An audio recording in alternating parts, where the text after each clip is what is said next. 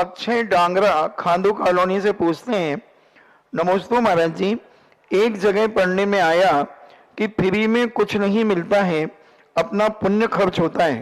प्रश्न है कि सक्षम व्यक्ति अथवा सक्षम परिवार को फ्री की सरकारी योजनाओं का लाभ लेना चाहिए या नहीं, एवं सक्षम व्यक्ति को फ्री या मुफ्त पानी की अपेक्षा कहाँ तक करनी चाहिए? अब सक्षम और असक्षम की परिभाषाएं बनाना बहुत मुश्किल है। यदि सरकार नहीं ले रही है तो उसको आप दे भी तो नहीं सकते जबरदस्ती। यदि दोगे तो वो सरकार लेगी नहीं। सरकार का एक कानून होता है। मान लीजिए आप नहीं लेना चाहें और आपको वो योजना पसंद है, यदि निःशुल्क दे रहे हैं तो निःशुल्क व्यवस्था होना चाहिए। आप यदि ईमानदार हैं तो सरकार का डोनेशन कर सकते हैं। वो वस्तु आपको फ्री में मिल रही है तो आप उसका डोनेशन सरकार को किसी और रूप में कर दीजिए। जैसे मैं किसी के यहाँ आपको भोजन की व्यवस्था फ्री है तो आप वहाँ पैसा नहीं देंगे, नहीं साहब मैं तो पैसे में ही खाऊंगा, मैं तो पैसे दे के खाऊंगा। नहीं, वहाँ उन्होंने फ्री व्यवस्था की है और आपका भी नियम है कि मैं फ्री नहीं खाऊंगा, तो जो जितने का आपने खाया है उतना रुपया चुपचाप गुल्लक में डाल दो ना, आपका भी काम हो गया और उसका भी काम हो गया। होना यही चाहिए।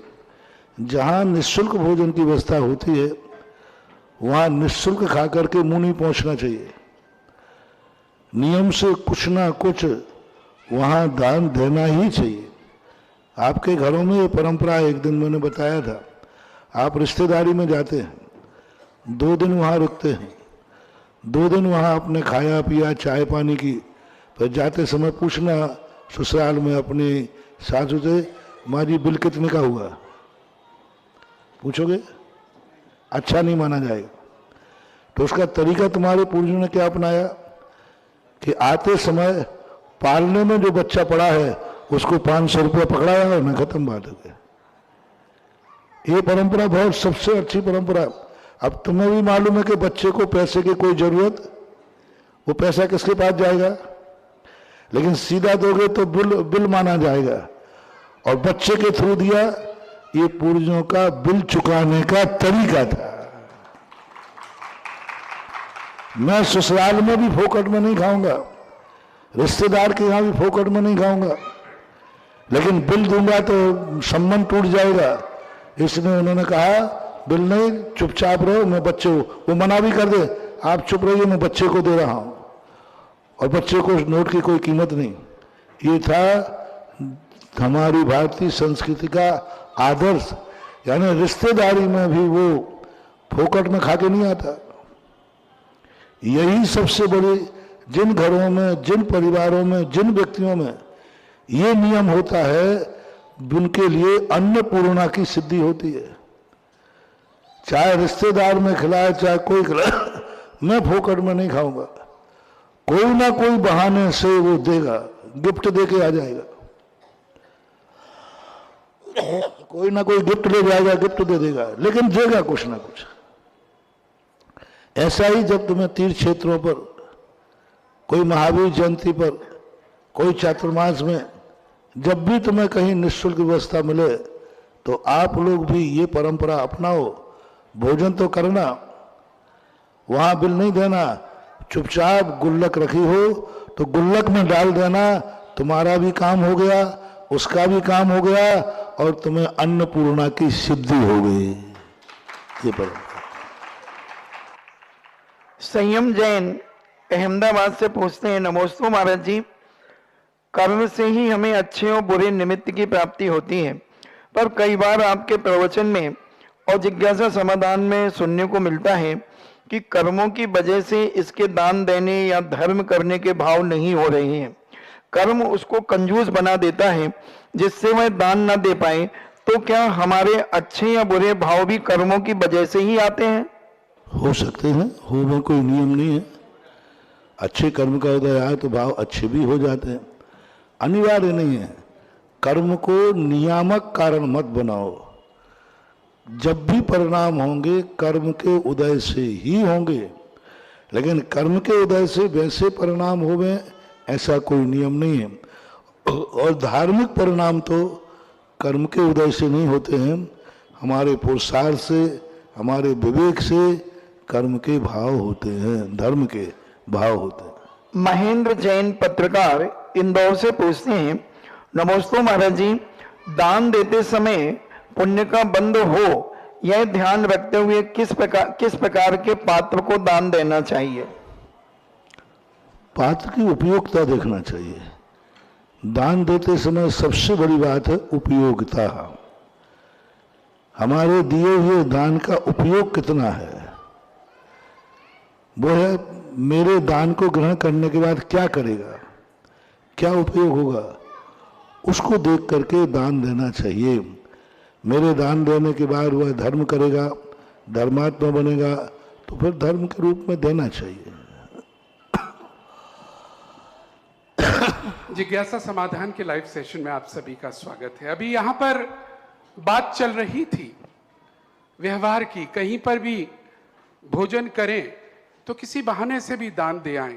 और इसी बात पर पूज्य श्री एक और बात कहते हैं, और वो कहते हैं आजकल शादियों में एक प्रचलन और चल गया है कि नहीं हम कुछ भी नहीं लेंगे। उस पर पूज्य श्री कहते हैं ये प्रचलन ठीक नहीं है, लेने का लेना और देने का देना, लेना भी चाहिए और देने वाले को देना भी चाहिए।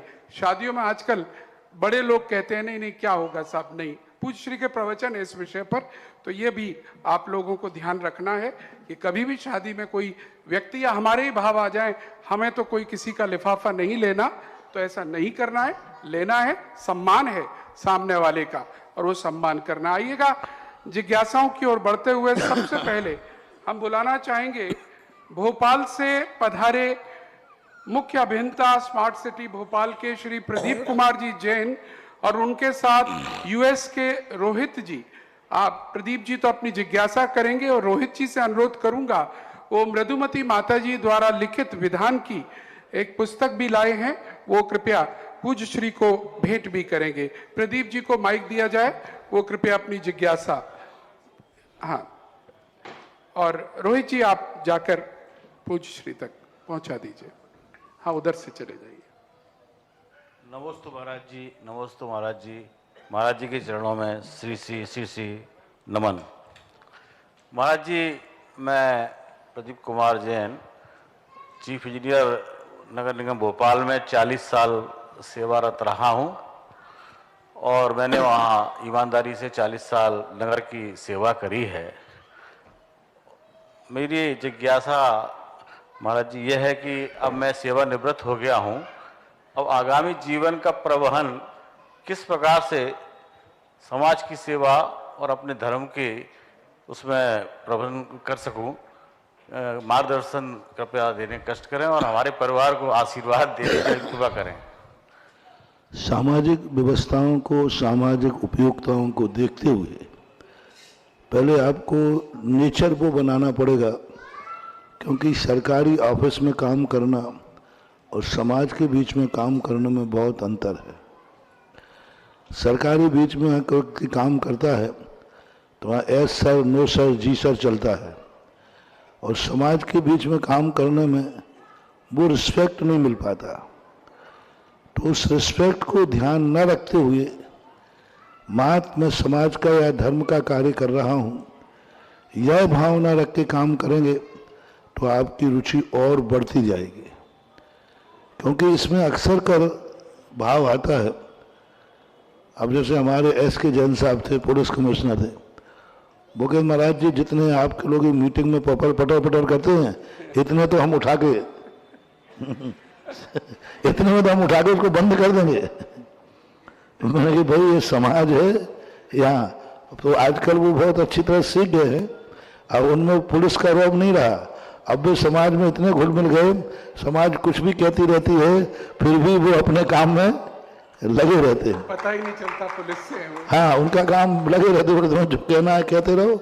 महाराज जी ने हमारी पुलिस की गिरी सब निकाल दी, अब मैं समाज के रूप में आ गया हूँ। तो ये चीज़ समाज के बीच में आने में करना पड़ती है।